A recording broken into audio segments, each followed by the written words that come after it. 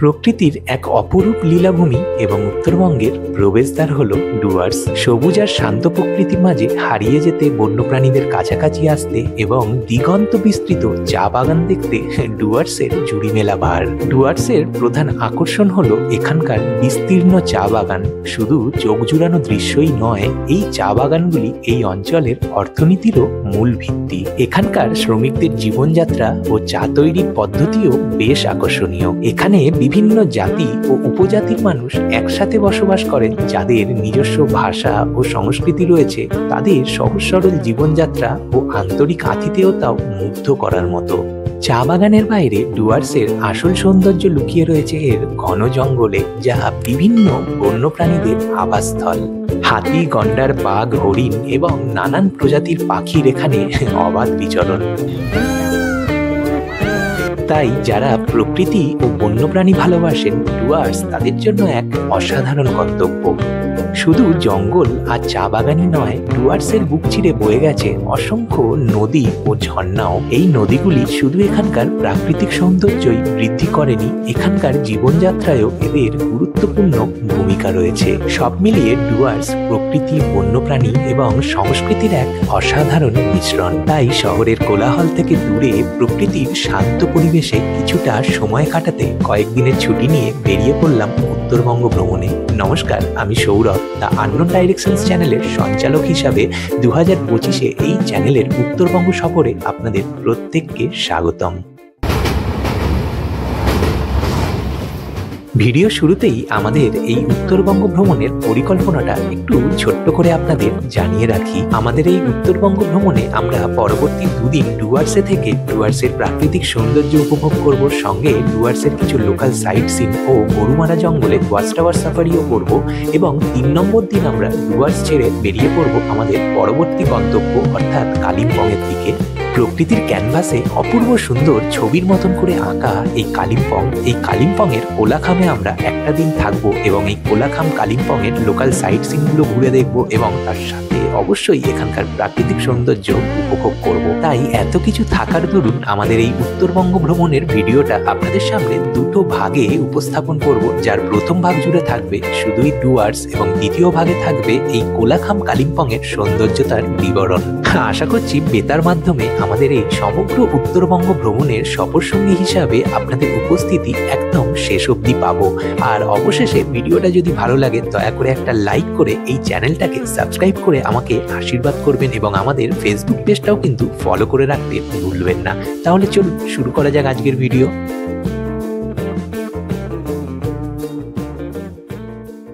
আমি এখন বর্তমানে দাঁড়িয়ে রয়েছি শিয়ালদহ স্টেশনের একদম সামনে। আর ব্রিটিশ আমলের তৈরি কলকাতার এই স্টেশনগুলোতে আসলে খুব সহজে বোঝা যায় যে সত্যি জীবন কারুর জন্য থেমে নেই।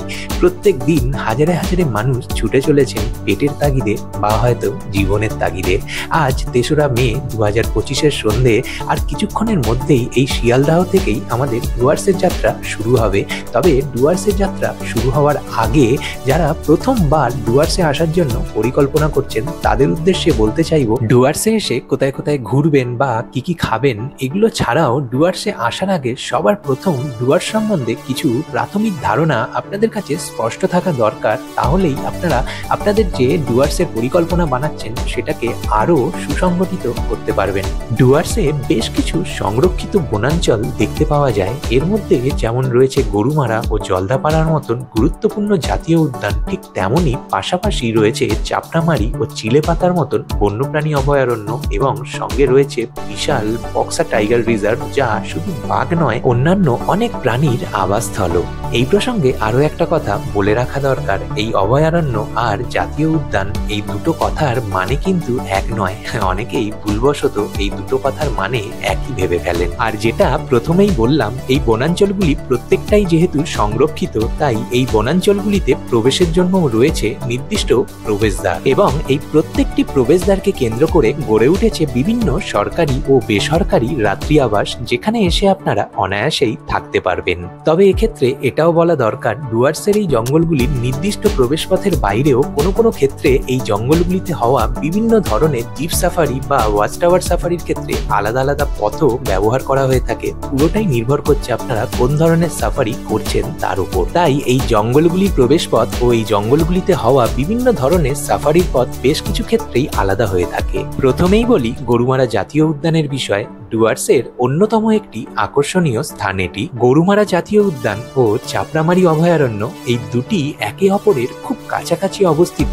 বলা যেতে পারে মূর্তি নদী এই দুটি সংরক্ষিত এলাকার মধ্যে প্রাকৃতিক সীমানা তৈরি করেছে। তাই অনেকে মনে করেন গরুমারা জাতীয় উদ্যানেরই একটি অংশ হলো এই চাপড়ামারি অভয়ারণ্য। আর এই গরুমারা জঙ্গলের প্রবেশপথ হিসাবে সাধারণত লাটাগুড়িকেই চিহ্নিত করা হয়ে থাকে। এবার বলি ডুয়ার্সের আরো একটি আকর্ষণীয় স্থান অর্থাৎ জলদাপাড়া জাতীয় উদ্যানের বিষয়ে। জলদাপাড়া জাতীয় উদ্যান ও চিলাপাতা অভয়ারণ্য এই দুটিও একে অপরের খুব কাছেই অবস্থিত। তবে এক্ষেত্রে তোরসা নদী এই দুটি সংরক্ষিত এলাকার মধ্যে প্রাকৃতিক সীমানা তৈরি করেছে। এই চিলাপাতা অভয়ারণ্য কিন্তু এই জলদাপাড়া জাতীয় উদ্যান ও বক্সা ব্যাঘ্র প্রকল্পের মধ্যে একটা গুরুত্বপূর্ণ করিডোর হিসাবেও কাজ করে। এই জলদাপাড়া জঙ্গলের প্রধান প্রবেশপথ হলো মাধারীহাট। তবে সম্ভবত এই জঙ্গলের দক্ষিণ দিকেও আরো একটি প্রবেশপথ রয়েছে, যেটি হলো শালকুমার। তবে এই দ্বিতীয় প্রবেশপথটি নিয়ে আমি ততটা নিশ্চিত নই। ডুয়ার্সের আরো একটি গুরুত্বপূর্ণ স্থান হলো এখানকার বক্সা জয়ন্তী জঙ্গল। এই বক্সা জয়ন্তী জঙ্গল আসলে একই অবিচ্ছেদ্য জঙ্গলের দুটি গুরুত্বপূর্ণ অংশ। এটিকে আলাদা জঙ্গল কোনোভাবেই বলা যায় না, বরং এটি একটি বৃহত্তর বনভূমির ভিন্ন এলাকা। তবে ভৌগোলিকভাবে রায়ডাক নদী এই বক্সা ও জয়ন্তীর মাঝে একটি প্রাকৃতিক সীমানা তৈরি করেছে। এই বক্সা জঙ্গলের প্রধান প্রবেশদ্বার হলো রাজা ভাত খাওয়া, আর জয়ন্তী জঙ্গলের প্রধান প্রবেশদ্বার হলো জয়ন্তী চেকপোস্ট। আসুন এবার এক নজরে দেখে নেওয়া যাক কলকাতার দিক থেকে কিভাবে খুব সহজে রেলপথের মাধ্যমে আপনারা এই জায়গাগুলোতে চলে আসতে পারবেন। গরুমারা জঙ্গলের সব থেকে কাছের স্টেশন হলো চালসা, সেরকমই জলদাপাড়ার সব থেকে কাছের স্টেশন হচ্ছে মাধারীহাট, আর বক্সা জয়ন্তী জঙ্গলের সব থেকে কাছের স্টেশন হলো রাজা ভাত খাওয়া। এখন সমস্যা এটাই, এই গরুমারা নিকটবর্তী স্টেশন চালসা এবং বক্সার জয়ন্তী নিকটবর্তী স্টেশন রাজা ভাত খাওয়া এই দুটি স্টেশনে প্যাসেঞ্জার ট্রেন দাঁড়ালেও কলকাতা থেকে আসা এক্সপ্রেস ট্রেন কিন্তু এখানে দাঁড়ায় না। তাই এক্ষেত্রে কলকাতার দিক থেকে এক্সপ্রেস ট্রেনে আসতে চাইলে গরুমারার জন্য আপনাদের নামতে হবে নিউমাল জংশন স্টেশনে। জলদাপাড়ার জন্য মাদারীহাটেই নামতে পারবেন, তার কারণ মাদারীহাটে এক্সপ্রেস ট্রেনে স্টপেজ রয়েছে। আর বক্সার জয়ন্তীর জন্য নামতে হবে আলিপুরদুয়ার জংশনে। গরুমারার জন্য শিয়ালদহ স্টেশন থেকে রাত 8:35 কাঞ্চনকন্যা এক্সপ্রেস ধরে নিতে পারেন, যেটা পরের দিন সকাল 9:18 নিউমাল জংশনে নামাচ্ছে। এই ট্রেনটা প্রত্যেক দিনই চলে। এছাড়াও রয়েছে একটি সাপ্তাহিক ট্রেনও, পুরী কামাখ্যা এক্সপ্রেস। ট্রেনের কোড হলো পুরী KYQ এক্সপ্রেস। এই ট্রেনটা পুরীর থেকে হাওড়া হয়ে সোজা বেরিয়ে যাচ্ছে কামাখ্যার দিকে। এই ট্রেনটা আপনারা প্রত্যেক রবিবার হাওড়া স্টেশন থেকে সকাল 7:05 পেয়ে যাবেন, যা আপনাদের নিউমাল জংশনে নামিয়ে দিচ্ছে একই দিনে, অর্থাৎ রবিবার রাত 8:55। জলদাপাড়ার ক্ষেত্রে একটাই ট্রেন ভরসা, শিয়ালদহ স্টেশন থেকে রাত 8:35 কাঞ্চনকন্যা এক্সপ্রেস, যা পরের দিন সকাল 10:40 আপনাদের মাদারীহাট স্টেশনে নামিয়ে দিচ্ছে। এক্ষেত্রে হাওড়ার থেকে যে সাপ্তাহিক ট্রেনের কথা বললাম এক্ষুনি, এই ট্রেনে কিন্তু আপনারা এই মাদারীহাটে আসতে পারবেন না। বক্সার জয়ন্তীর জন্য শিয়ালদহ স্টেশন থেকে রাত 8:35 কাঞ্চনকন্যা এক্সপ্রেস ধরে নিতে পারেন, যা পরের দিন দুপুর 12:35 আলিপুরদুয়ার জংশনে নামিয়ে দিচ্ছে। আর এছাড়া শুধুমাত্র রবিবার সকাল 7:05 হাওড়া থেকে যে সাপ্তাহিক ট্রেনটার কথা বলেছিলাম, সেই ট্রেনটা ধরেও চলে আসতে পারেন আলিপুরদুয়ার জংশনে। এক্ষেত্রে একই দিনে অর্থাৎ রবিবার রাত 11:35 আপনারা নেমে যাচ্ছেন আলিপুরদুয়ার জংশন স্টেশনে। এই ট্রেনটায় আসলে আবার আলিপুরদুয়ার জংশনে নামতে অনেকটাই রাত হয়ে যাচ্ছে। তাই যদি আপনারা এই ট্রেনে করে আসার পরিকল্পনা করেন, তাহলে অবশ্যই একবার পারিপার্শ্বিক বিষয়গুলো একটু ভেবে নেবেন। এই বক্সা জয়ন্তী প্রসঙ্গেই আরো একটা ছোট্ট তথ্য আপনাদের দিয়ে রাখতে চাইবো। যদি আপনারা কোনো কারণে শিয়ালদহ স্টেশন থেকে কাঞ্চনকন্যা এক্সপ্রেস বা হাওড়া স্টেশন থেকে পুরী কামাখ্যা এক্সপ্রেসের টিকিট না পান, তবে আরেকভাবে চাইলেও কিন্তু আপনারা এখানে চলে আসতে পারেন। সেটা হলো হাওড়া স্টেশন, শিয়ালদহ স্টেশন এবং কলকাতা স্টেশন থেকে বেশ কিছু ট্রেন রয়েছে, যেগুলো নিউ কোচবিহার কোচবিহার এবং নিউ আলিপুরদুয়ার আসছে। এই ট্রেনগুলো ধরে আপনারা নিউ কোচবিহার বা নিউ আলিপুরদুয়ার স্টেশনে যদি চলে আসেন, এই দুটো স্টেশন থেকেও কিন্তু বক্সার জয়ন্তী যাওয়ার গাড়ি পেয়ে যাবেন। হ্যাঁ, তবে আলিপুরদুয়ার জংশন থেকে বক্সার জয়ন্তী ঢুকতে যে সময়টা লাগতো তার থেকে এই রুটটা দিয়ে গেলে কিছুটা বেশি সময় লাগবে ঠিকই, কিন্তু টিকিট না পেলে কি করবেন, বহু মানুষই এইভাবেও কিন্তু প্ল্যান বানিয়ে যান, তাই এটাও আপনাদেরকে জানিয়ে রাখলাম। ভিডিওতে একটু আগেই বলেছিলাম গরুমারার নিকটবর্তী স্টেশন চালসা বা বক্সার জয়ন্তীর নিকটবর্তী স্টেশন রাজা ভাতখাওয়া, এই দুটি স্টেশনের কোনোটাতেই কলকাতার দিক থেকে আসা এক্সপ্রেস ট্রেন দাঁড়ায় না। সেক্ষেত্রে যদি আপনারা এই স্টেশনগুলোতে পৌঁছাতে চান, তার একটা উপায় রয়েছে, সেটা হলো নিউ জলপাইগুড়ি স্টেশন থেকে আলিপুরদুয়ার জংশন স্টেশন অবধি একটা ট্যুরিস্ট স্পেশাল ট্রেন এখন দেওয়া হয়েছে, যার নাম দেওয়া হয়েছে এনজেপি এপিডিজে ট্যুরিস্ট। এই ট্রেনটা নিউ জলপাইগুড়ি থেকে তার যাত্রা শুরু করে শিলিগুড়ি হয়ে এই সবকটা স্টেশনে দাঁড়াতে দাঁড়াতে আলিপুরদুয়ার জংশন স্টেশনে এর যাত্রা সমাপ্ত করে। তাই এই ট্রেনটা যদি আপনারা নিউ জলপাইগুড়ি বা শিলিগুড়ির থেকে ধরে নিতে পারেন, তাহলে অনায়াসেই এই চালসা বলুন বা এই যে রাজা ভাতখাওয়া স্টেশন বক্সার জয়ন্তী যেটা খুব কাছে, এই স্টেশনগুলোতে আপনারা পৌঁছে যেতে পারবেন। আসুন এবার ফেরা যাক মূল ভিডিওতে। আর যারা প্রথমবার ডুয়ার্স আসার কথা ভাবছেন, আশা করছি এতক্ষণে তাদের মনে ডুয়ার্স সম্বন্ধে বেশ কিছু ধারণা স্পষ্ট হয়ে গেছে। তবে যদি এখনো কিছু ধোঁয়াশা আপনাদের মনে থেকে গিয়ে থাকে, তাহলে আমার বিশ্বাস আমি এই ভিডিওর পরবর্তী অংশে আপনাদের সেই সমস্ত ধোঁয়াশাই যথাসম্ভব কাটিয়ে উঠতে সক্ষম হব। যেহেতু আমাদের এবারের ডুয়ার্স ভ্রমণের প্রধান লক্ষ্যই হলো গরুমারা জঙ্গল, তাই খুব স্বাভাবিকভাবেই গত 2 মাস আগেই শিয়ালদহ থেকে 13149 আপ কাঞ্চনকন্যা এক্সপ্রেসের টিকিট আমরা রিজার্ভ করেই রেখেছি। এখন শুধু সঠিক সিটটা খুঁজে বসে যাওয়ার পালা। কাঞ্চনকন্যা তার নির্দিষ্ট সময়ে শিয়ালদহ স্টেশন থেকে প্ল্যাটফর্ম ছেড়ে বেরিয়ে পড়লো আলিপুরদুয়ার জংশনের উদ্দেশ্যে। তবে আমাদের গন্তব্য নিউমাল জংশন। আজকের রাতটা চোখে ঘুম আসবে বলে মনে হচ্ছে না, মনের ভেতরে বেশ কিছু চাপা উত্তেজনা ও আনন্দ কাজ করছে। যাই হোক, আজকের মতন ক্যামেরা বন্ধ করে নেওয়ার পালা। তবে দেখা হচ্ছে আপনাদের সাথে আগামীকাল সকালে। শুভরাত্রি।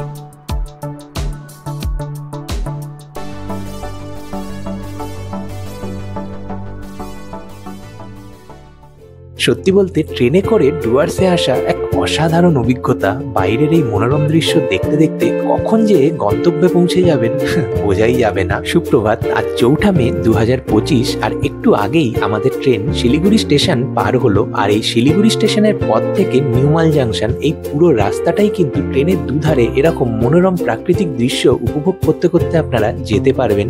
এই জন্যই প্রথমেই বললাম যে ডুয়ার্সে আসার ক্ষেত্রে ট্রেন যাত্রার অভিজ্ঞতাটা দারুণ হবে আপনাদের।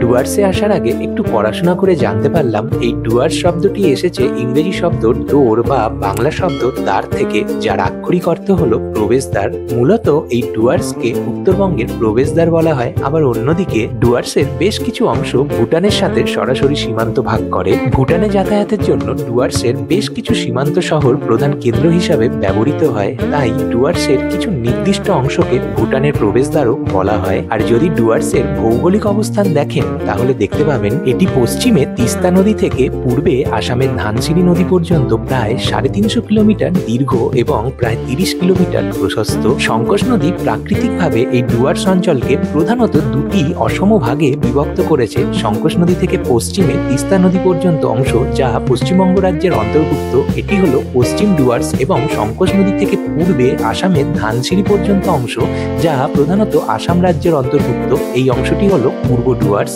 আমরা চলেছি এই পশ্চিম ডুয়ার্স বা বেঙ্গল ডুয়ার্সেরই উদ্দেশ্যে। আর এই দেখুন, এরকম টানেল এই রাস্তায় বেশ কয়েকটা রয়েছে। যখন এই টানেলের মধ্যে দিয়ে ট্রেনটা প্রবেশ করে, দেখতে কিন্তু অসাধারণ লাগে।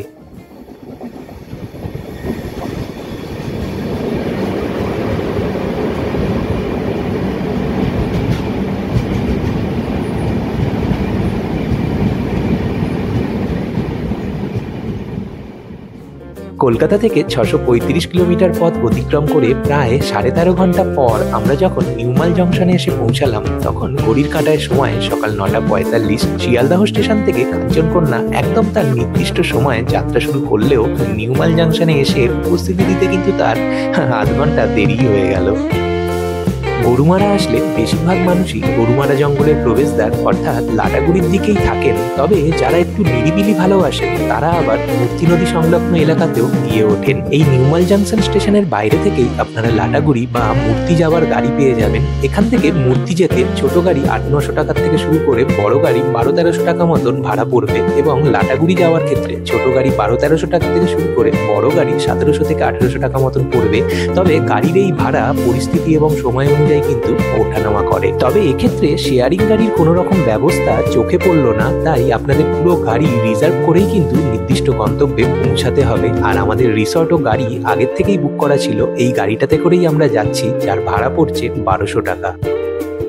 স্টেশন থেকে আমাদের পরবর্তী গন্তব্য মূর্তি নদী সংলগ্ন দক্ষিণ ধূপজোড়া। শহরের কোলাহল থেকে দূরে কদিন একটু নিরিবিলিতে থাকতে চাই, তাই এই জায়গাটা পছন্দ করা।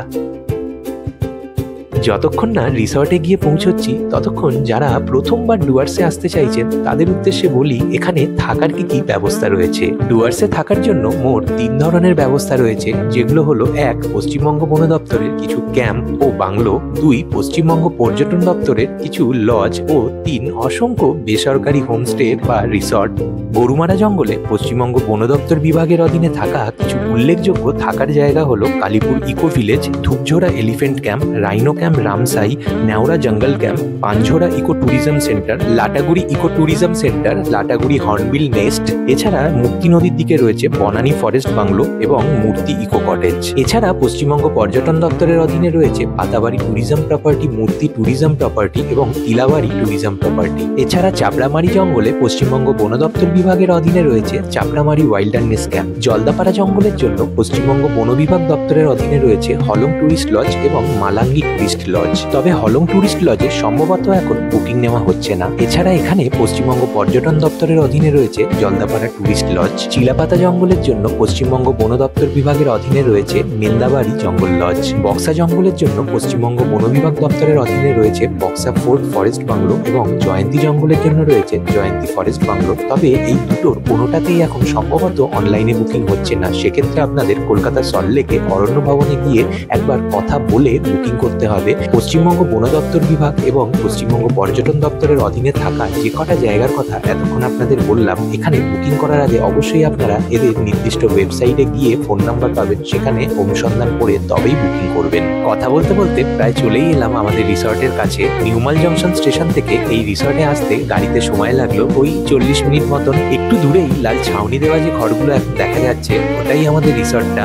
আর এখানকার আশেপাশের পরিবেশটাও কিন্তু অপূর্ব সুন্দর। চারিদিকে খোলা মাঠ আর চা বাগান, আর তার মাঝখানেই ছোট্ট এক টুকরো এই রিসর্টটা সত্যি মন ভালো করে দেওয়ার মতন। আমার তো এই রিসর্টটা খুবই পছন্দ হয়েছে, আশা করছি আপনাদেরও ততটাই পছন্দ হবে। তাই আপাতত এখানকার একটা ছোট্ট ঝলক এই ভিডিওতে রাখা রইল। বাকি এই রিসর্টের উপর পরে একটা বড় ভিডিও আলাদা করে নিয়ে আসবো, যার মধ্যে এই রিসর্টের যাবতীয় তথ্য রাখার চেষ্টা করব। এই প্রসঙ্গে আরো একটা কথা আপনাদের জানিয়ে রাখতে চাইবো, এখানকার ট্যারিফগুলো কিন্তু একটু অন্যরকম হয়। এখানে আপনাদের থেকে যে টাকাটা নেওয়া হবে তার মধ্যে আপনাদের থাকা ও খাওয়া দুটোই যুক্ত থাকবে। যেমন আমাদের ক্ষেত্রে এক একজনের প্রত্যেক দিন 1000 টাকা করে পড়ছে, যার মধ্যে থাকা ছাড়াও রয়েছে খাওয়া দাওয়া। খাওয়া দাওয়ায় থাকছে সকালের ব্রেকফাস্ট, দুপুরের লাঞ্চ, সন্ধ্যেবেলা স্ন্যাক্স সহযোগে চা এবং রাত্রিবেলার ডিনার। যদিও স্ন্যাক্সে কিন্তু ভেজ পকোড়া দেওয়া হয়, চিকেন বা ফিশ পকোড়া নয়। আমাদের এখানে এসে পৌঁছাবার কিছুক্ষণের মধ্যেই মুষলধারে বৃষ্টি শুরু হয়ে গেল, যা খুব স্বাভাবিকভাবেই আমাদের প্রত্যেকের কপালে একটু হলেও চিন্তার ভাঁজ ফেলছে। তার কারণ আজ বিকালেই আমাদের এখানকার বেশ কয়েকটা লোকাল সাইট সিন দেখার পরিকল্পনা রয়েছে। তবে চিন্তার পাশাপাশি মনের মধ্যে একরাশ ভালো লাগাও কাজ করছে। এখানকার বারান্দার আরাম কেদারায় বসে যখন সামনের চা বাগানে বৃষ্টির বাড়ির স্রোতকে বয়ে যেতে দেখছি, মনের মধ্যে একটা আলাদাই কাব্যিক অনুভূতির সঞ্চার হচ্ছে। মে মাসের এই তীব্র গরমেও বর্ষার সেই অপরূপ সুন্দর ডুয়ার্সকে মনের মধ্যে খুব অনায়াসেই কল্পনা করতে পারছি।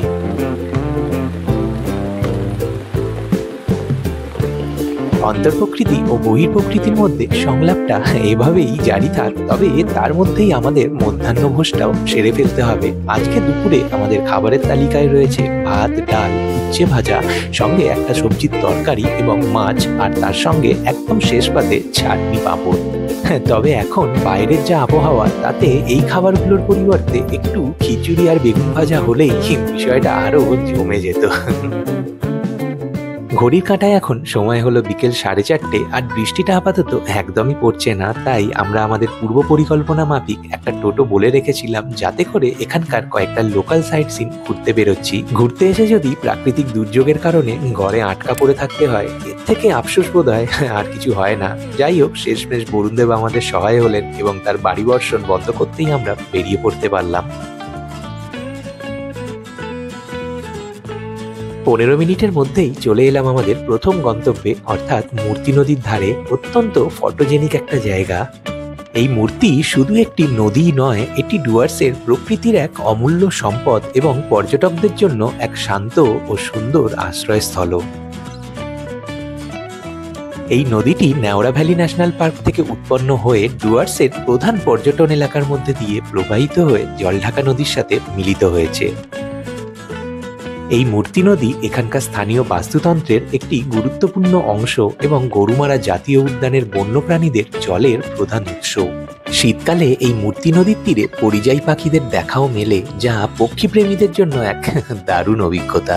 ডুয়ার্সের যে 7 পয়েন্ট সাইট সিন করা হয়, এই মূর্তি নদী কিন্তু 7 পয়েন্টের মধ্যেই একটা পয়েন্ট। আমাদের হাতে নেহাতি কম সময় ছিল, তাই আমরা আর এবারে ডুয়ার্সের 7 পয়েন্ট ঘুরে দেখতে পারলাম না। তবে আপনাদের হাতে যদি আর একটা দিন সময় থাকে, তাহলে আপনারা এখানকার 7 পয়েন্টটাও কিন্তু ঘুরে নিতে পারেন। একটু আপনাদের ছোট্ট করে এই 7 পয়েন্টের একটা ধারণা দেওয়ার চেষ্টা করি। প্রথমেই বলি ঝালং। এটি ইন্দো ভুটান সীমান্তের কাছে অবস্থিত। এখান থেকে ইন্দো ভুটান সীমান্তের কাছে জলঢাকা নদীর ওপরের বাঁধ এবং নদীর সুন্দর দৃশ্য উপভোগ করা যায়। পরবর্তী জায়গা বিন্দু। এটিও ইন্দো ভুটান সীমান্তের খুব কাছেই অবস্থিত, তবে ঝালং থেকে কিছুটা দূরে। এখান থেকে জলঢাকা নদীর উৎপত্তিস্থল দেখা যায় এবং পাহাড় থেকে নেমে আসা বিভিন্ন ঝর্ণা এখানকার প্রধান আকর্ষণ। পরবর্তী জায়গা সুনতালে খোলা। সবুজ পাহাড় ও বনানীর মাঝে একটি শান্ত গ্রাম, যেখানে একটি ঝুলন্ত সেতুও রয়েছে এবং যা প্রকৃতি শোভা উপভোগ করার জন্য সেরা। পরবর্তী জায়গা সামসিং। চা বাগান, পাহাড়ি জঙ্গল এবং কিছু কমলালেবুর বাগানের জন্য পরিচিত একটি সুন্দর জায়গা এটি। এই জায়গাটা পিকনিক এবং ছোটখাটো ভ্রমণের জন্য খুব জনপ্রিয়। পরবর্তী জায়গা রকি আইল্যান্ড। মূর্তি নদীর মাঝে ছড়িয়ে থাকা পাথরের স্তূপ এবং নদীর শান্ত কলকল ধ্বনি এখানকার প্রধান আকর্ষণ। এখানে আসলে প্রকৃতভাবে প্রকৃতির নীরবতাকে উপভোগ করা যায়। পরবর্তী জায়গা লালিগুরাস। হিমালয়ের পাদদেশে অবস্থিত। এখান থেকে চারপাশের পাহাড় ও উপত্যকার সুন্দর দৃশ্য দেখা যায়। বিশেষত এখানে লালিগুরাস ফুল ফোটার সময় এক অপূর্ব দৃশ্য দেখা যায়। আর সপ্তম জায়গা হলো মূর্তি নদীর ধার, যেটা একটু আগেই আপনাদের দেখালাম। সবশেষে বলবো, যদি আপনারা মূর্তিতে থেকে এই 7 পয়েন্ট সাইট সিনটা করতে চান, তবে ছোট গাড়ি বা বড় গাড়ি মিলিয়ে ওই 3 থেকে 3,500 টাকা মতন ধরে রাখতে পারেন এবং লাটাগুড়ির থেকে হলে এই রেটটা আরো 500 টাকা মতন বেড়ে গিয়ে ছোট গাড়ি বা বড় গাড়ি মিলিয়ে ওই 3,500 থেকে 4,000 টাকা মতন ধরে চলতে পারেন। তবে এই রেটটা কিন্তু ওঠানামা করে। আর এই 7 পয়েন্ট ঘুরতে সময় লাগে কিন্তু 8 থেকে 9 ঘন্টা মতন। আর সকাল 9টা থেকে 10টার দিকে বেরিয়ে গেলেই আপনারা মোটামুটি সন্ধ্যের মধ্যে এই জায়গাগুলো ঘুরে দেখে নিতে পারবেন। আমরা যে গাড়িটা ভাড়া নিয়েছি, সেই গাড়ির ড্রাইভার দাদার নাম ও নাম্বার ডেসক্রিপশন বক্সে দেওয়া রইল। আপনারা চাইলে ওনার সাথেও একটু যোগাযোগ করে এই রেটগুলো জেনে নিতে পারেন। মূর্তি নদীর ধারের শান্ত ও নিরিবিলি পরিবেশে কিছুটা সময় অতিবাহিত করার পর আমরা বেরিয়ে পড়লাম আমাদের দ্বিতীয় গন্তব্যে, অর্থাৎ বাতাবাড়ি চা বাগানের উদ্দেশ্যে। এই অঞ্চলটি তার মনোরম প্রাকৃতিক দৃশ্য ও চা বাগানের জন্য পরিচিত। এই বাতাবাড়ি নামের উৎস সম্পর্কে প্রচলিত ধারণা হলো, এই অঞ্চলের ঘরবাড়িগুলি এক প্রকার বিশেষ বাঁশ দিয়ে তৈরি করা হতো, যা স্থানীয়ভাবে বাটা নামে পরিচিত। এই বাটা শব্দ থেকেই এসেছে বাটাবাড়ি, যা পরবর্তীকালে বাতাবাড়ি নামেই বহুল প্রচারিত। এই অঞ্চলে পশ্চিমবঙ্গ পর্যটন দপ্তরের অধীনে থাকার জন্য টুরিস্ট লজও রয়েছে। ঐতিহাসিক প্রেক্ষাপটে টাটাটি একসময় এই অঞ্চলের বেশ কিছু চা বাগানের মালিক ছিল। এমনকি 2007 সালের দিকে এমন প্রস্তাবও ছিল যে টাটাটি তাদের ডুয়ার্সের 4টি চা বাগান বাতাবাড়ি, ডামডিম, নেওড়ানুট্টি এবং রঙ্গামুট্টিকে একটি সমবায়ে রূপান্তরিত করবে, যেখানে শ্রমিক ও অন্যান্য অংশীদারদেরও শেয়ার থাকবে। তবে পরবর্তীকালে টাটাটি তাদের উত্তর ভারতের চা বাগানগুলির ব্যবসা অ্যামালগামেটেড প্ল্যান্টেশন প্রাইভেট লিমিটেড কোম্পানির কাছে হস্তান্তর করে, যা সংক্ষিপ্তভাবে এপিপিএল। এই এপিপিএল এ টাটা গোষ্ঠী, বিশ্বব্যাংকের অংশীদার আইএফসি এবং চা বাগানের শ্রমিক সহ অন্যান্যদেরও শেয়ার রয়েছে। এই কোম্পানিটি এখন ভারতের দ্বিতীয় বৃহত্তম চা উৎপাদনকারী কোম্পানি। এখানে এই কোম্পানির রিটেল স্টোরও রয়েছে। যদি চান তবে এখান থেকেও আপনারা এই বাতাবাড়ি অঞ্চলের চা ক্রয় করে নিতে পারেন। এখানে ন্যূনতম 500 টাকা প্রতি কেজি থেকে শুরু করে আরো দামে নানান ধরনের চা রয়েছে দেখতে পেলাম। আমরাও টেস্ট করার জন্য 520 টাকা কেজির চাটা কিছুটা নিয়েছিলাম, যা পরে দেখলাম মোটামুটি বেশ ভালোই। বাতাবাড়ি চা বাগান ঘুরে এখানে কয়েকটা ছবি তুলে তারপর এখান থেকে চা কিনে যখন বেরোলাম, মোটামুটি সন্ধে হতে যায়। দুধারে চা বাগানের মাঝখান দিয়ে খোলা রাস্তায় আমাদের টোটো ছুটে চলেছে। আপাতত রিসর্টে ফেরার পালা। এমন সময় হঠাৎ করে আমাদের টোটোর ড্রাইভার দাদা টোটো থামিয়ে দিয়ে আমাদের পাশের মাঠের দিকে তাকাতে বললেন। মাঠের দিকে তাকাতেই জোড়া ময়ূর চোখে পড়ল। ভগবানের এত অপূর্ব সুন্দর সৃষ্টি প্রথমবার এত কাছ থেকে দেখার সুযোগ পাচ্ছি। সত্যি দেখে চোখটা জুড়িয়ে গেল। আর অন্যদিকে গেলে দেখা যাবে না একটু? এখন তো অন্ধকার আছে, কোথায় মরবো? ময়ূর তো অনেক আছে এদিকে, এখানে সব গাছ।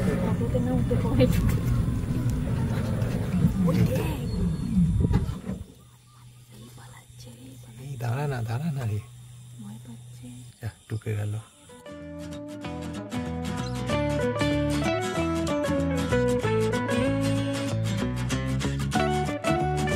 সন্ধেবেলা রিসর্টে ফিরে একটু চা ও স্ন্যাক্স সহযোগে সান্ধ্যকালীন টিফিনটা সেরে ফেলেছিলাম, তাই আপাতত নৈশভোজের দিকেই রওনা দিচ্ছি। আমাদের আজকের রাতের খাবারের তালিকায় রয়েছে ভাত, ডাল, আলু ভাজা, একটা সবজির তরকারি আর সঙ্গে মাটন। যদিও ভাত বা রুটিটা পছন্দ মতন পরিবর্তন করে নেওয়া যায়, তবে মাটনটা আজ আমাদের কমপ্লিমেন্টারি হিসাবেই দেওয়া হয়েছে। এমনিতে এখানে প্রত্যেক দিন রাতেই চিকেন দেওয়া হয়, আর খাবারের এই তালিকাটা কিন্তু প্রত্যেক দিনই একই থাকে। ডুয়ার্সে আজ প্রথম দিনটা বেশ মজায় কাটলো, তবে আগামীকালটা আমাদের প্রত্যেকের জন্য খুবই গুরুত্বপূর্ণ একটা দিন হতে চলেছে। তার কারণ আগামীকাল একদম ভোরবেলা প্রথম স্লটটাই আমরা বুক করে রেখেছি ওয়াচ টাওয়ার জঙ্গল সাফারির জন্য। সত্যি কথা বলতে এই দিনটার জন্যই আমরা প্রত্যেকে এতদিন ধরে অধীর আগ্রহে অপেক্ষা করেছিলাম। যাই হোক, আগামীকাল অনেক ভোর ভোর উঠতে হবে, তাই আপাতত এই ভিডিওটা এখানেই শেষ করছি। তাহলে দেখা হচ্ছে আগামীকাল। শুভরাত্রি। সুপ্রভাত। আজ 5ই মে 2025। ডুয়ার্সে আজ আমাদের দ্বিতীয় দিন, আর ঘড়ির কাঁটায় এখন সময় হলো ভোর 5:30 এবং যথারীতি বন দপ্তরের জিপ এসে হাজির হয়ে গেছে আমাদের রিসর্টে। তবে এক্ষেত্রে এটাও বলে রাখা দরকার, সাফারি বুকিং এর ক্ষেত্রে বন দপ্তরের জিপ সাধারণত রিসর্ট থেকে নিতে বা রিসর্টে পৌঁছাতে আসে না। এটা আমরা আমাদের রিসর্ট কর্তৃপক্ষকে বলে রেখেছিলাম বলে সার্ভিস চার্জ বাবদ কিছু টাকার পরিবর্তে এই বিশেষ সুবিধাটা রিসর্টই আমাদের পাইয়ে দিয়েছেন। আর আজকের আমাদের এই রোমাঞ্চকর যাত্রায় সফরসঙ্গী হিসাবে আমরা সঙ্গে পেয়েছি একজন 6 বছরের খুদে সদস্যকেও। আর এভাবেই সকাল সকাল বন দপ্তরের জিপে চেপে আমাদের বহু প্রতীক্ষিত গরুমারা জঙ্গলে ওয়াচ টাওয়ার জঙ্গল সাফারির যাত্রাটাও শুরু হয়ে গেল। তবে যারা প্রথমবার ডুয়ার্সে এসে এখানে জঙ্গল সাফারি করার কথা ভাবছেন, সবার প্রথম এখানকার জঙ্গল সাফারিগুলোর সম্বন্ধে আপনাদের প্রাথমিক কিছু ধারণা স্পষ্ট থাকা দরকার। যেমন ডুয়ার্সের জঙ্গলে 3 ধরনের জঙ্গল সাফারির ব্যবস্থা রয়েছে। এক, জিপ সাফারি, যেখানে আপনাদের হুটখোলা জিপে করে জঙ্গলের নির্দিষ্ট একটা অংশ অব্দি ঘুরিয়ে দেখানো হবে। এক্ষেত্রে কিন্তু জিপ থেকে নামার অনুমতি নেই।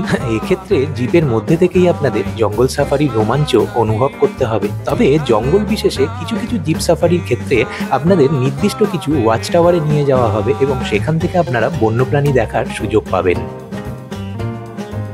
2, ওয়াচ টাওয়ার সাফারি। এক্ষেত্রে আপনাদের জিপে করে জঙ্গলের মধ্যে দিয়ে নির্দিষ্ট কোনো ওয়াচ টাওয়ারে নিয়ে গিয়ে নামানো হবে, যাতে আপনারা এই ওয়াচ টাওয়ার থেকেই বন্যপ্রাণী দেখার সুযোগ পান। এবং 3, হাতি সাফারি। এক্ষেত্রে হাতির পিঠে চড়ে আপনারা জঙ্গলের ভিতরে ঘোরার রোমাঞ্চ অনুভব করতে পারবেন। যদিও এখানকার সমস্ত জঙ্গলে এই 3 ধরনের জঙ্গল সাফারির ব্যবস্থা একসাথে নেই।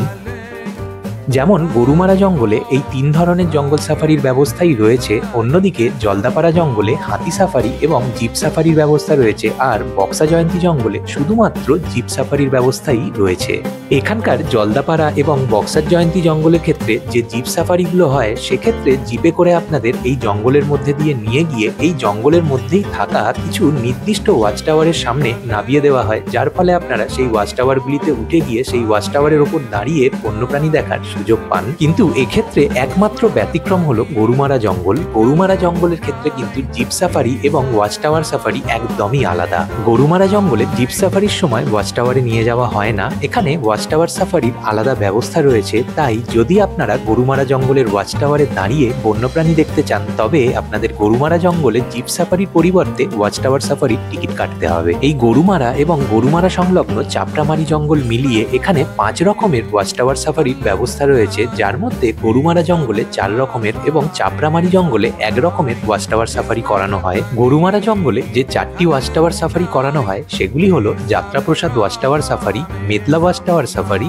চুকচুকি ওয়াচ টাওয়ার সাফারি এবং চন্দ্রচূড় ওয়াচ টাওয়ার সাফারি। তবে আপাতত মূর্তি নদীর কাছে ব্রিজের কাজ চলছে, তাই এই চন্দ্রচূড় ওয়াচ টাওয়ার সাফারির বুকিং নেওয়া পুরোপুরি বন্ধ রয়েছে। আর গরুমারা সংলগ্ন চাপড়ামারি জঙ্গলে রয়েছে চাপড়ামারি ওয়াচ টাওয়ার সাফারি। এই 5টা ওয়াচ টাওয়ার সাফারির মধ্যে সব থেকে বেশি চাহিদা যাত্রাপ্রসাদ ওয়াচ টাওয়ার সাফারি, অর্থাৎ যেটা এখন আমরা করছি। প্রথমেই বলে রাখি, সমস্ত ধরনের সাফারির জন্য অনলাইন টিকিট বুকিং ব্যবস্থা এখন পুরোপুরি বন্ধ রয়েছে, তাই যে কোনো ধরনের সাফারি বুক করার জন্য আপনাদের অফলাইনে অর্থাৎ সশরীরে নির্দিষ্ট কাউন্টারে উপস্থিত হয়েই টিকিট বুক করতে হবে।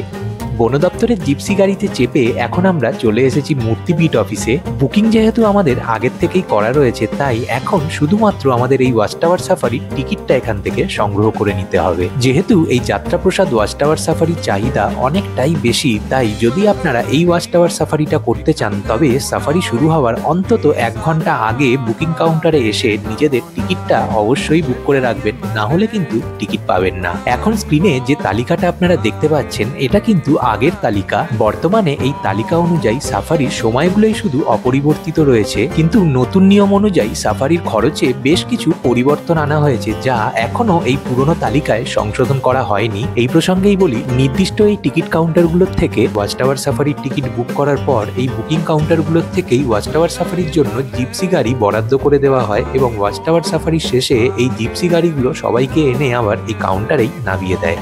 আপনাদের সবাইকে গুড মর্নিং। আমি তপন রায়, পথ পরিদর্শক, আপনাদের সঙ্গে জঙ্গল ট্যুরে যাচ্ছি। এই মূর্তি থেকে আমরা পিক আপ শুরু করলাম। এখন আমরা চলছি যাত্রাপ্রসাদের দিকে। এক পাশে জঙ্গল পাচ্ছি, একদিকে চা বাগান। তো চা বাগানটা হচ্ছে বাতাবাড়ি টাটা টি স্টেট, তার পাশে রয়েছে নাওড়া জঙ্গল, একটা টেরিটোরিয়াল জঙ্গল। আর সামনে একটা ছোট মার্কেট পড়বে, বাতাবাড়ি ফার্ম মার্কেট। পার করে আমরা পাচ্ছি গরুমারা চেকপোস্ট। আমরা গরুমারা চেকপোস্ট থেকে জঙ্গলে প্রবেশ করব। কিছুক্ষণের মধ্যেই পৌঁছে গেলাম গরুমারা জাতীয় উদ্যানের যে জায়গা থেকে যাত্রাপ্রসাদ ওয়াচ টাওয়ার সাফারি শুরু করা হয় সেই স্থানে। এখানে ওয়াচ টাওয়ার সাফারিগুলো করবার জন্য প্রত্যেকের সাথে কিন্তু একটা করে অরিজিনাল গভর্নমেন্ট আইডি কার্ড এবং তার 1 কপি জেরক্স সঙ্গে রাখা বাধ্যতামূলক। যদি আপনারা গ্রুপে আসেন, তবে সেক্ষেত্রে গ্রুপের যে কোনো একজন সদস্য তার নিজের এবং গ্রুপের বাকি সদস্যদের অরিজিনাল আধার কার্ড এবং সেই আধার কার্ডের 1 কপি করে জেরক্স সঙ্গে নিয়ে আসলেই এই বুকিং সেরে ফেলতে পারবেন। জঙ্গলে প্রবেশের পূর্বে জঙ্গলের প্রবেশদ্বারের ঠিক পাশেই এই চেকপোস্টে আপনাদের গভর্নমেন্ট আইডি কার্ড দেখিয়ে কতজন মিলে জঙ্গলে প্রবেশ করছেন সেই তথ্য এখানে নথিভুক্ত করাতে হবে, তবেই জঙ্গলে প্রবেশের অনুমতি মিলবে। আমাদের সমস্ত নথিপত্র যাচাই করে জঙ্গলে প্রবেশের অনুমতি দিয়ে দেওয়া হয়েছে। আপাতত আমরা জিপে করে যাচ্ছি যাত্রাপ্রসাদ ওয়াচ টাওয়ারের উদ্দেশ্যে। দুধারে জঙ্গলের মাঝখান দিয়ে জিপসি গাড়িতে করে যাওয়ার অনুভূতিটা কিন্তু দারুণ লাগে। প্রায় 7 থেকে 8 কিলোমিটার গভীর জঙ্গলে নিয়ে যাওয়া হয় এই সাফারির ক্ষেত্রে, যেখানে আপনাদের চোখ কান সর্বদা সজাগ রাখতে হবে, তার কারণ যে কোনো সময় কিন্তু বন্যপ্রাণীদের দেখা মিলতে পারে।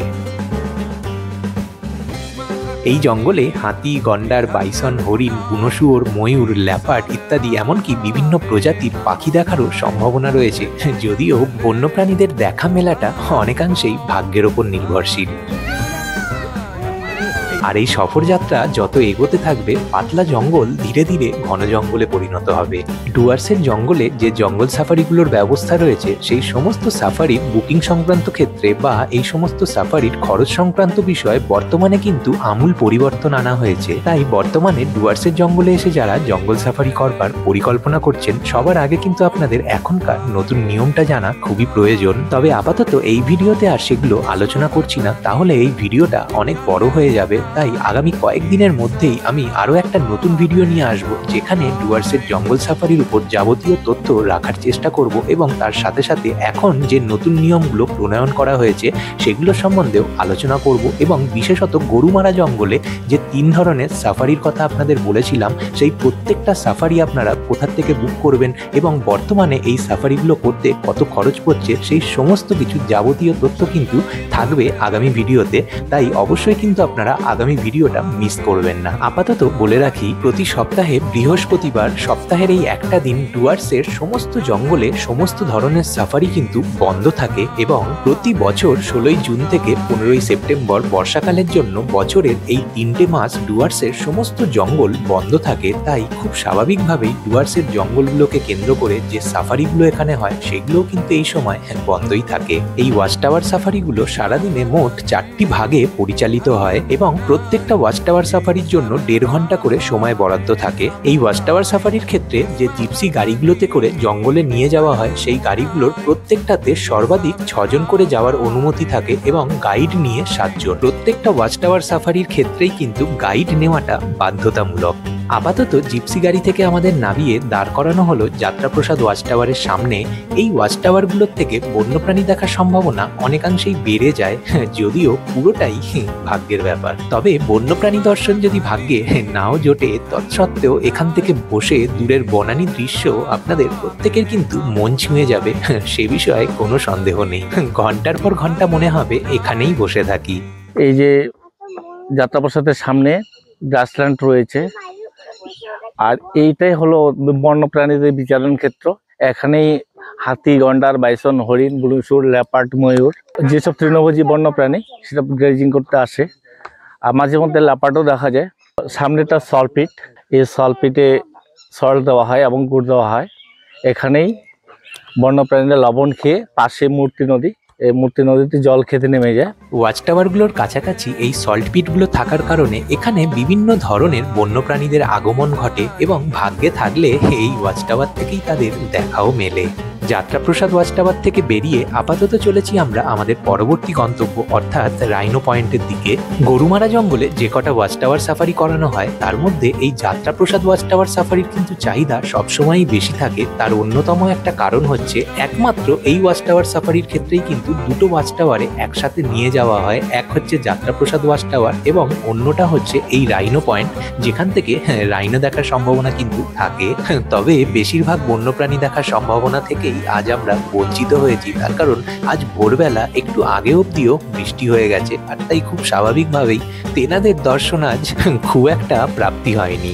এখানেও দেখুন একইভাবে সল্ট পিট রাখা রয়েছে, যাতে এখানে বন্যপ্রাণীরা লবণ খেতে আসলে তাদের দেখার সুযোগ মেলে। প্রকৃতির মাঝে কিভাবে যে এই 1.5 ঘন্টা সময় কেটে গেল সত্যি বোঝাই গেল না। তাই নিয়মে আপাতত জঙ্গল থেকে প্রস্থানের পালা। তবে যেতে যেতে একটা কথাই বলবো, যারা প্রথমবার ডুয়ার্সে আসার পরিকল্পনা করছেন, পারলে এখানকার জঙ্গলে একবার হলেও এই জঙ্গল সাফারির অভিজ্ঞতাটা আপনারা নেবেন। সত্যি কথা বলতে প্রকৃতি কিন্তু আপনাদের ঠকাবে না। প্রকৃতিপ্রেমী মানুষদের জন্য এমনিতেই ডুয়ার্স সারা বছর আসার জন্য একটা আদর্শ স্থান। তবে বিশেষত যারা জঙ্গল প্রেমী মানুষ তাদের জন্য বর্ষার শেষে ঠিক জঙ্গল খোলার পর এখানে আসাটা সব থেকে বেশি আদর্শ সময় বলে আমার মনে হয়। তার কারণ বর্ষার জলে এই সময় ডুয়ার্সের জঙ্গলকে আরো ঘন ও সবুজ দেখায়। আর যারা ডুয়ার্সের জঙ্গলে আরো ভালোভাবে বন্যপ্রাণী দেখতে চান তাদের জন্য শীতকালে এখানে আসাটা সব থেকে বেশি ভালো হবে। তার কারণ শীতকালে এই বনাঞ্চলের অধিকাংশ ঘাসপাতাই শুকিয়ে যায়, যার ফলে দূরে থাকা বন্যপ্রাণীও খুব সহজেই দৃষ্টিগোচরে চলে আসে। আমাদের এই 1.5 ঘন্টার যাত্রায় আশানুরূপভাবে বন্যপ্রাণী না দেখতে পেলেও ফেরার পথে বেশ কিছু তৃণভোজীদের সাথেও দেখা হয়ে গেল।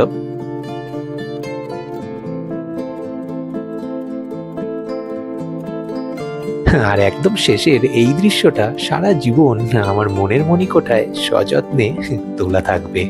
আগন্তুকের মতন আমরা যে দলে বলে তাদের ঘরে ঢুকে পড়েছি, এটা হয়তো এই ময়ূরটির একদমই ভালো লাগেনি। তাই দেখুন কিভাবে সশরীরে সে আমাদের রাস্তা আটক করে তার তীব্র প্রতিবাদ জানাচ্ছে আমাদের বিরুদ্ধে। চলুন এই আস্তে আস্তে আস্তে আওয়াজটা নিতে দাও। কিচ্ছু করবো না, সরে যা, তুই সামনে দিয়ে তুলো। কি সুন্দর।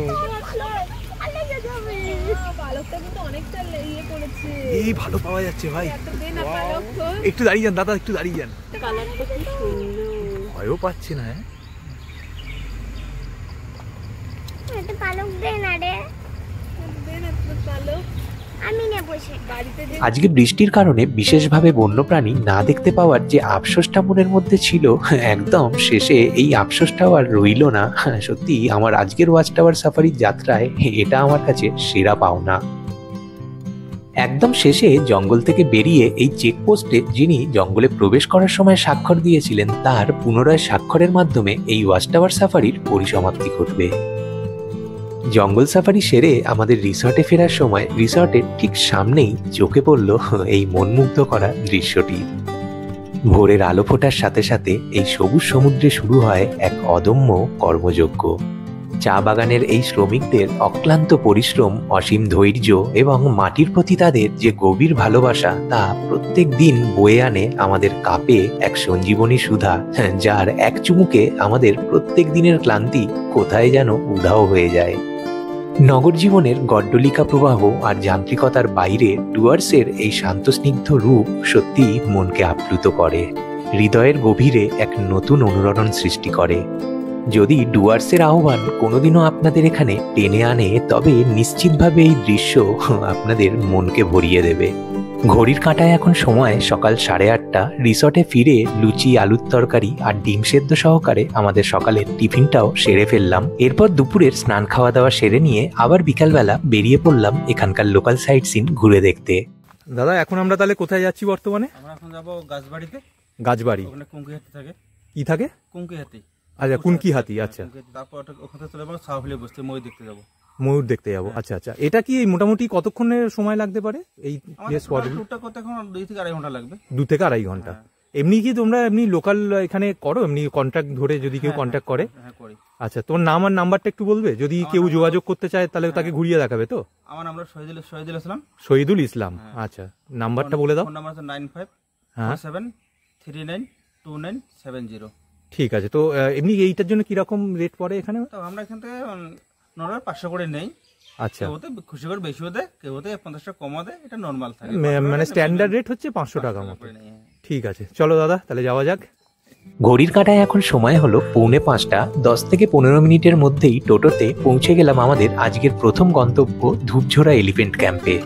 এই ধূপঝোড়া এলিফ্যান্ট ক্যাম্প সম্বন্ধে যদি ছোট করে বলতে হয়, তাহলে বলবো বর্তমানে গরুমারা জঙ্গলে একমাত্র এখান থেকেই কিন্তু হাতি সাফারির বুকিং নেওয়া হচ্ছে। আগে আরো 2-3 জায়গা থেকে হাতি সাফারি হতো, তবে এখন সেগুলো সবকটাই বন্ধ রয়েছে। তবে হাতি সাফারি যদি নাও করেন, তাহলে আমাদের মতনই একটা টোটো ভাড়া নিয়ে বিকালের দিকে ঘুরতে ঘুরতে চলে আসতে পারেন এই স্থানে। এখানে আসলে বেশ কিছু কুনকি হাতি অর্থাৎ পোষ্য হাতিদের সাথে আপনাদের সাক্ষাৎ ঘটবে।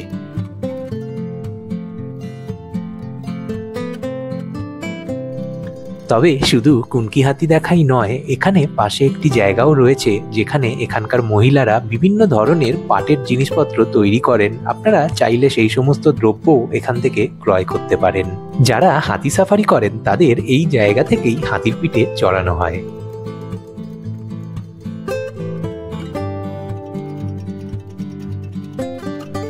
আর এছাড়াও এখানে বন দপ্তর বিভাগের বেশ কিছু রাত্রি আবাসও রয়েছে। বহু মানুষ এখানে এসে এই জায়গাগুলোতে রাত্রিবাসও করে থাকেন, তার কারণ যেহেতু এখান থেকে হাতি সাফারির বুকিং পাওয়াটা খুব সহজ হয়ে যায়। আর এছাড়াও জঙ্গলের ভেতরে থাকার অভিজ্ঞতাটাই কিন্তু আলাদাই হয়ে থাকে।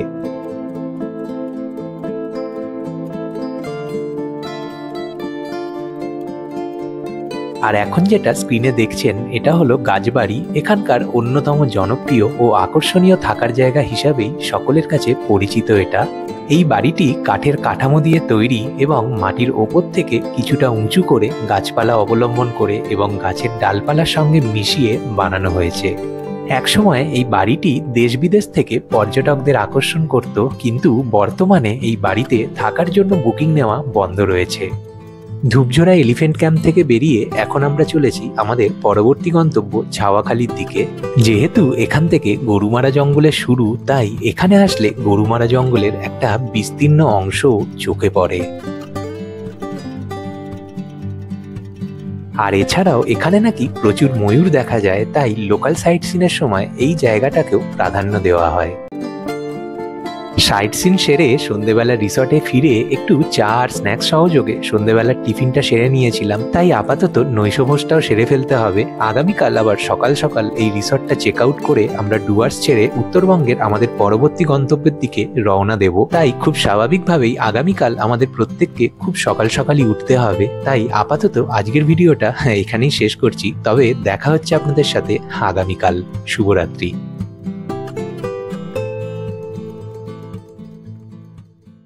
আজ আমাদের ডুয়ার্সের শেষ দিন, তার কারণ আজকে আমরা ডুয়ার্স ছেড়ে দেবো, দিয়ে নেক্সট আমাদের ডেস্টিনেশন হতে চলেছে কোলাখাম। আর ডুয়ার্স ছাড়ার আগে এখানে এখনও দুটো সাইট সিন আমাদের কভার করা বাকি আছে। একটা হচ্ছে মহাকাল দাম, আর একটা হচ্ছে ডামডিং মনেস্ট্রি। তো আমাদের এইখানে যে রিসর্টে আমরা উঠেছি সেখানে ব্রেকফাস্ট অবধি আমাদের কন্ট্রাক্ট রয়েছে, তো ব্রেকফাস্ট করতেই যাচ্ছি। ব্রেকফাস্ট করে নেক্সট আমরা এই দুটো যে সাইট সিন বললাম ডুয়ার্সের, এটা কমপ্লিট করে একদম খোলাখামে ঢুকে যাব। তাই সঙ্গে থাকুন অবশ্যই। নেক্সট আমরা একদিন পুরোপুরি ওই খোলাখামে স্টে করব এবং ওখানকার যে সাইট সিনগুলো রয়েছে সেগুলো আমরা এক্সপ্লোর করব। তো যাই হোক, দেখা যাক। আশা করছি ডুয়ার্সের মতনই খোলাখামটাও আমাদের কাছে স্মরণীয় হয়ে থাকবে। এখন সকাল 10:30 মতন বাজে, আর যথারীতি আমরা পরিকল্পনা মাফিক গাড়ি নিয়ে বেরিয়ে পড়েছি ডুয়ার্স ছেড়ে উত্তরবঙ্গে আমাদের পরবর্তী গন্তব্যের দিকে। তবে পরিকল্পনা রয়েছে ডুয়ার্স ছেড়ে যাওয়ার আগে ডুয়ার্সের আরো দুটো লোকাল সাইট সিন ঘুরে দেখব। এক হচ্ছে ডামডিম মনেস্ট্রি এবং দ্বিতীয়টা মহাকাল মন্দির। তবে দুর্ভাগ্যবশত গাড়িটা খারাপ হয়ে যাওয়ার কারণে আমাদের রিসর্ট থেকে বেরোতে অনেকটাই দেরি হয়ে গেল। তাই যৌথভাবে সিদ্ধান্ত নেওয়া হলো যে আমাদের তালিকা থেকে ডামডিম মনেস্ট্রিটাকে বাদ দিতে হবে, নইলে আমরা আমাদের পরবর্তী গন্তব্যে সঠিক সময়ে পৌঁছাতে পারবো না। এই ডামডিম মনেস্ট্রি আসলে একটি বৌদ্ধ মন্দির, যা তার শান্ত ও আধ্যাত্মিক পরিবেশের জন্য পরিচিত, যেখানে বহু বৌদ্ধ সন্ন্যাসী ধর্মীয় জ্ঞান ও আধ্যাত্মিক চর্চা করে থাকেন। এখানে আসলে আপনারা ধূপের সুগন্ধ আর বৌদ্ধ মন্ত্রের মৃদু ধ্বনির মধ্যে এক অসাধারণ প্রশান্তি অনুভব করবেন। তাই ডুয়ার্সে আসলে আপনারা আপনাদের লোকাল সাইট সিনের তালিকায় এই জায়গাটা কিন্তু অবশ্যই রাখবেন। কিছুক্ষণের মধ্যেই পৌঁছে গেলাম মহাকাল মন্দিরের ঠিক সামনে। গরুমারা জাতীয় উদ্যানের কোল ঘেঁষে 31 নম্বর জাতীয় সড়কের ঠিক পাশেই রয়েছে এই মন্দিরটি। এটি শুধু একটি উপাসনালয় নয়, বরঞ্চ প্রকৃতি আর বিশ্বাসের এক জীবন্ত দৃষ্টান্ত। এখানে ভগবান শিব কোনো বড় কংক্রিটের মন্দিরে পূজিত হন না, বরঞ্চ তিনি পূজিত হন খোলামেলা প্রকৃতির মাঝে কিছু স্বাভাবিক শিলারূপে। এখানকার স্থানীয়দের মধ্যে একটি প্রজ্ঞার ও জনশ্রুতি রয়েছে যে যতবারই নাকি এখানে স্থায়ী মন্দির নির্মাণের চেষ্টা করা হয়েছে, ততবারই নাকি বন্য হাতিরা এসে সেই মন্দির ভেঙে দিয়েছে। তাই তারপর থেকে আর এখানে স্থায়ী মন্দির তৈরি করার চেষ্টা করা হয় না। তবে জনশ্রুতির আড়ালে বাস্তবিকভাবে অনেকে মনে করেন, যেহেতু এই এলাকাটি হাতি চলাচলের জন্য প্রাকৃতিক করিডোর, তাই বন বিভাগের কঠোর নিয়মাবলী এবং বন্যপ্রাণীর সুরক্ষা নিশ্চিত করতেই এখানে কোনো স্থায়ী কাঠামো তৈরি করা হয়নি। যেহেতু এখানে হাতির আনাগোনা রয়েছে, তাই যদি আপনারা এখানে আসেন তবে বেশিক্ষণ এখানে থাকাটা খুব একটা নিরাপদ হবে না। তাই যত তাড়াতাড়ি সম্ভব বাবা মহাকালের দর্শন করে এখান থেকে বেরিয়ে পড়বেন।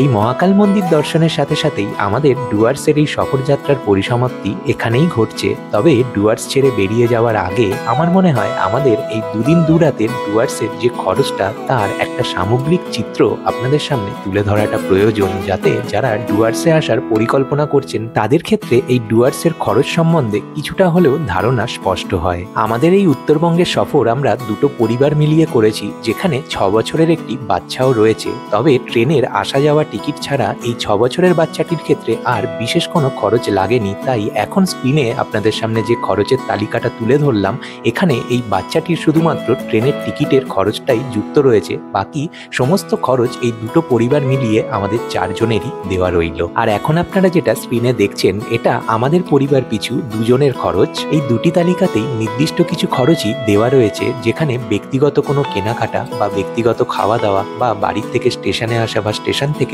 বাড়ি ফেরত আসার ক্ষেত্রে যে গাড়ি ভাড়া, সেই ধরনের কোনো খরচই এখানে যুক্ত করা হয়নি, যেহেতু এগুলো ব্যক্তি বিশেষে এবং পরিস্থিতি সাপেক্ষে পরিবর্তনশীল। ডুয়ার্সের চিরসবুজ স্মৃতিকে মনের মধ্যে আঁকড়ে ধরে গরুবাথানের রাস্তা দিয়ে এখন আমরা রওনা দিয়েছি কালিম্পং এর দিকে। প্রকৃতির ক্যানভাসে অপূর্ব সুন্দর ছবির মতন করে আঁকা এই কালিম্পং এর কোলাখামে আমরা একটা দিন থাকবো এবং এই কোলাখাম কালিম্পং এর লোকাল সাইট সিনগুলো ঘুরে দেখবো এবং তার সাথে অবশ্যই এখানকার প্রাকৃতিক সৌন্দর্যও উপভোগ করব, যা আর কয়েকদিনের মধ্যেই আমাদের উত্তরবঙ্গ ভ্রমণের দ্বিতীয় পর্বে আপনারা দেখতে পাবেন। আশা করছি বেতার মাধ্যমে আমাদের এই সমগ্র উত্তরবঙ্গ ভ্রমণের সফরসঙ্গী হিসাবে আপনাদের উপস্থিতি একদম শেষ অবধি পাবো। আর অবশেষে ভিডিওটা যদি ভালো লাগে দয়া করে একটা লাইক করে এই চ্যানেলটাকে সাবস্ক্রাইব করে আমাকে আশীর্বাদ করবেন এবং আমাদের ফেসবুক পেজটাও কিন্তু ফলো করে রাখতে ভুলবেন না। আজকের মতন বিদায় নেওয়ার পালা, তবে দেখা হচ্ছে আপনাদের সাথে খুব তাড়াতাড়ি আমাদের উত্তরবঙ্গ ভ্রমণের দ্বিতীয় পর্বে। প্রত্যেকে খুব ভালো থাকবেন, সুস্থ থাকবেন।